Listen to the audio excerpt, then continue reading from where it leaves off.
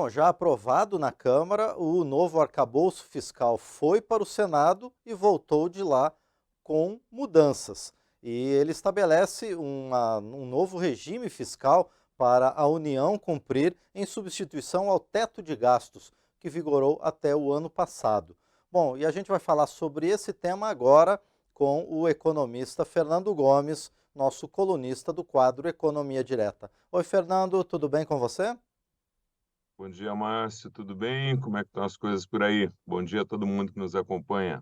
Bom dia, Fernando. É um prazer voltar a falar com você.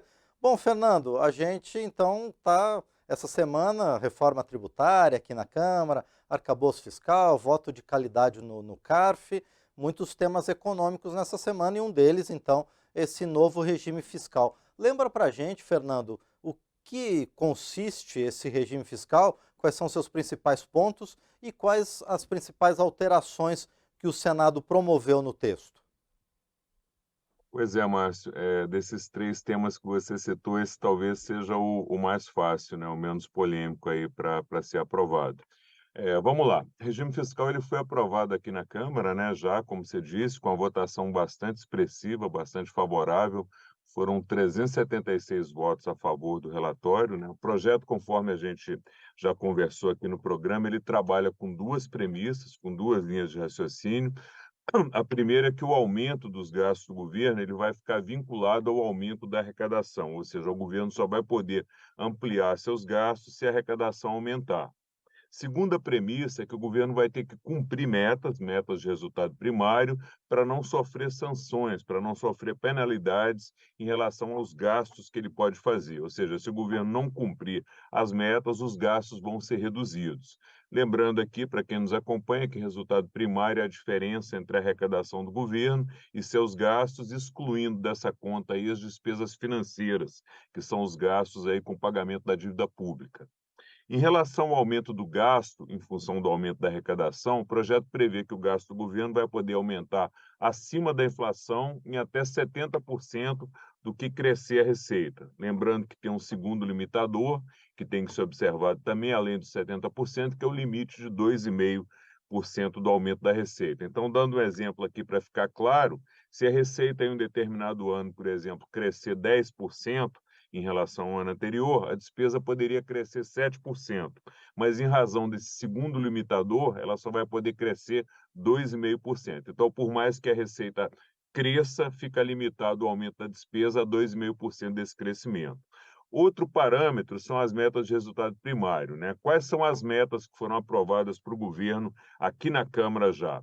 Zerar o déficit no ano que vem, em 2024, ter um superávit de 0,5% do PIB em 2025 e um superávit de 1% do PIB em 2026. E aí tem uma margem de tolerância, 0,25% do PIB para mais ou para menos. O que é essa margem de tolerância? Significa que se o governo, por exemplo, não zerar o déficit em 2024, mas tiver um déficit de apenas 0,25% do PIB, a meta vai ser considerada cumprida. Vale a pena a gente relembrar também o que é superávit primário, né? Superávit primário é quando o governo arrecada mais do que gasta, sem considerar gastos com juros da dívida, sem considerar despesa financeira. Outro ponto que foi aprovado aqui na Câmara são as sanções, né? As punições para o governo, caso ele não cumpra as metas. Essas sanções também foram chamadas de gatilhos, porque se o governo não cumprir a meta em um ano, o gatilho das sanções já é acionado imediatamente no ano seguinte. Se não cumprir a meta pelo segundo ano, já aciona as sanções para o segundo ano. E que sanções, que gatilhos são esses? Primeiro, é o retorno do contingenciamento bimestral, que é o governo fazer a cada 2 meses uma avaliação aí do comportamento da receita e da despesa, e caso haja indicativo de que ele não vai cumprir a meta, ele bloqueia recursos até que os resultados voltem para dentro da meta. E se chegar no final do ano, mesmo com contingenciamento e a meta não for cumprida, o que acontece? Aí entra a primeira lista de sanções que o governo vai ter que cumprir no próximo ano. Então, caso a meta do superávit não for cumprida no primeiro ano, o governo fica impedido de fazer várias coisas, como criar cargos que aumentem despesas, fazer reestruturações de carreira que gerem aumento de despesa, criar ou aumentar benefícios que são concedidos à população, renegociar dívidas que impliquem em ampliação de subsídios. Ampliar subsídios é quando você concede aqueles benefícios aí para uma determinada empresa ou setor, isso significa aumento de gastos, então fica proibido.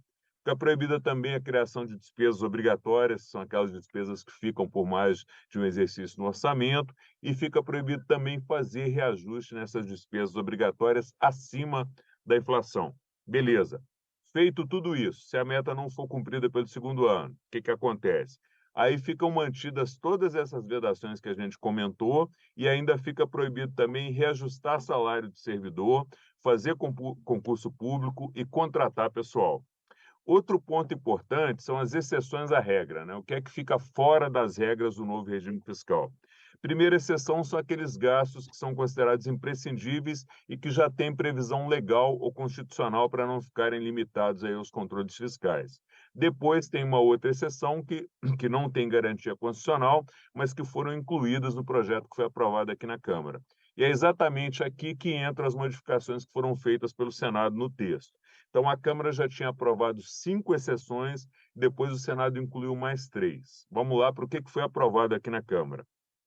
As transferências constitucionais, que a gente citou no início, né, que são aquelas transferências legais que são feitas a outros entes federativos, as transferências feitas pela União a estados e municípios, as despesas sazonais, sazonais quer dizer aí fora de época, né, como os gastos da Justiça Eleitoral em época de eleição, os créditos extraordinários, como o próprio nome diz, são créditos extraordinários, são despesas excepcionais que não foram previstas, como as que ocorreram, por exemplo, na época da pandemia.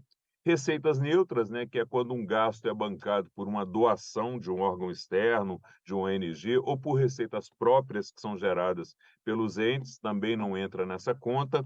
E, por fim, os recursos que forem usados para conceder reajuste para o salário mínimo acima da inflação, que foi uma política que foi priorizada para o governo. Então, além dessas modificações que a Câmara já tinha aprovado, o Senado incluiu mais 3 exceções para ficarem aí fora da regra do teto de gastos, se a Câmara ratificar essas inclusões quando o projeto for votado aqui. Então, que exceções foram essas? A complementação de recursos para o Fundeb, os recursos para o Fundo Constitucional do Distrito Federal e despesas nas áreas de ciência, tecnologia e inovação. Essas exceções, Márcio, elas podem ser mantidas pela Câmara na íntegra, ou seja, a Câmara pode aprovar as 3 exceções, podem ser mantidas parcialmente, pode-se aprovar só uma ou duas, ou podem ser rejeitadas. Aí vamos ver como é que esse tema vai ser tratado aqui quando for votado. Esse é o panorama geral aí. Perfeito, Fernando. Mas e agora? Esse tema, esse novo regime fiscal, ele é cheio de termos bastante técnicos, a começar pelo nome, né? Arcabouço fiscal, que muita gente não acaba não entendendo. O próprio relator aqui na Câmara até brincava com esse nome, arcabouço fiscal, né? Agora, colocando o pé no chão, para o cidadão comum, Fernando, por que é importante para a população a aprovação dessa proposta? Ok. Sobre o conceito, Márcio, né? Arcabouço fiscal, novo conjunto de regras fiscais sustentáveis, eu acho que é importante aí para quem nos acompanha ver isso de uma forma bem simples. Isso é simplesmente um conjunto de regras. Então, entendendo isso como conjunto de regras para dar sustentabilidade, para dar credibilidade ao governo, acho que já fica bem claro. Vamos lá, então. Qual é o objetivo desse conjunto de regras fiscais, né? O objetivo desse conjunto de regras fiscais, assim como o teto de gastos, quando foi criado, é estabilizar o crescimento da dívida. O que é estabilizar o crescimento da dívida? É impedir que a dívida pública continue aumentando. Como é que você consegue fazer isso? Gastando menos do que você arrecada. Se você gasta menos do que você arrecada e usa esse excesso de arrecadação para pagar juros e amortizar uma parte da dívida, você vai fazer a dívida entrar em trajetória de queda, você vai fazer com que ela pare de aumentar e comece a diminuir. E por que é importante manter a dívida pública sob controle e, de preferência, caindo em trajetória de queda, como a gente usa aí no jargão técnico? Quando o país começa a se endividar de forma descontrolada, isso é ruim para a economia como um todo e é ruim para a população também. Então, dívida pública crescendo contribui para aumentar a inflação, para reduzir crescimento econômico e acaba reduzindo as oportunidades de emprego para a população. E como é que isso acontece? Quando o país vai aumentando seu endividamento, qual a mensagem que ele passa para os credores, para aquelas pessoas ou para aquelas empresas que compram títulos do governo e estão emprestando o seu dinheiro para o governo? De que o governo vai ter dificuldades para pagar a dívida nos vencimentos, de que pode haver uma inadimplência porque a dívida está crescendo muito.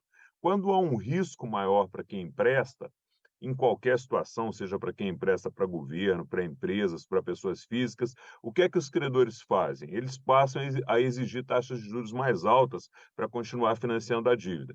Com taxas de juros mais altas, o gasto do governo com pagamento de juros da dívida pública vai ser maior, vai aumentar.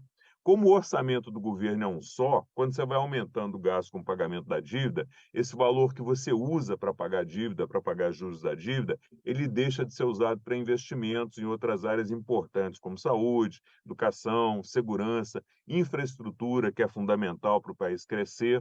Então, com menos orçamento para fazer esses investimentos, o país vai crescer menos, vai oferecer menos serviços de qualidade para a população. Com o país crescendo menos, as empresas investem menos e elas vão gerar menos empregos. Então, esse é o primeiro efeito perverso aí de uma dívida pública elevada. Outro efeito que o aumento da dívida pública tem é que os investidores, tanto os investidores locais como os investidores externos de outros países, eles achando que o país pode ter dificuldades para cumprir seus compromissos, eles começam a tirar o dinheiro do país. Aí o que que acontece? Esses investidores começam a comprar dólares para poder investir em outros mercados. Com o aumento na procura por dólar, o que que acontece? O preço do dólar sobe. Dólar mais alto faz com que a inflação suba aqui, porque boa parte do que a gente consome no Brasil hoje vem de fora. Inflação alta, como a gente já comentou aqui várias vezes, diminui a renda, diminui o poder de compra dos cidadãos. Então, esse é outro impacto aí que o aumento da dívida pública pode trazer para o país, que é a inflação, que é ruim para todos os agentes econômicos, mas que sempre penaliza os mais pobres. Por isso é muito importante não deixar a dívida pública subir de forma descontrolada. Então, dívida pública elevada, com juros altos, acaba gerando retração da economia e inflação que afeta diretamente a população e a economia do país. É isso, Márcio. Perfeito, Fernando. Obrigado mais uma vez e a gente volta a se falar na próxima semana.